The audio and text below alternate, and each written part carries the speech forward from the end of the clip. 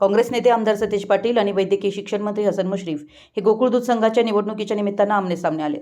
मागील निवडणुकीत खांद्याला खांदा लावून एकत्र लढणाऱ्या मित्रांमध्ये आता या निवडणुकीच्या निमित्तानं विरोधाची ठिणगी पेटली आहे. गोकुळ दूध संघाच्या निवडणुकीला आपण 25 उमेदवार देऊन सामोरे जाऊ अशी घोषणा आमदार सतेज पाटील यांनी केल्यानंतर वैद्यकीय शिक्षण मंत्री हसन मुश्रीफ यांनी त्यांना प्रत्युत्तर दिले.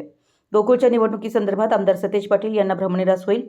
महायुती म्हणून ही निवडणूक आम्ही एकत्र लढणार असून फार मोठ्या फरकानं त्यांचा प्रभाव होणार असल्यानं त्यांनी अशा वल्गना करू नयेत. त्यांचा पराभव 25-0 अशा फरकानं होईल असं भाकीत वैद्यकीय शिक्षण मंत्री हसन मुश्रीफ यांनी कोल्हापुरात केलं आहे. मराठी एस न्यूजसाठी कागलहून प्रशांत दळवी. किमान कळेल महायुतीमध्ये जे काही वाद सुरू आहेत शेतकऱ्यांच्या बाजूने त्यांचा भ्रमनिरास होईल आणि फार मोठ्या फरकानं ते पराभूत होतील. त्यांनी अशा वल्गना करू नयेत अशी माझी विनंती आहे.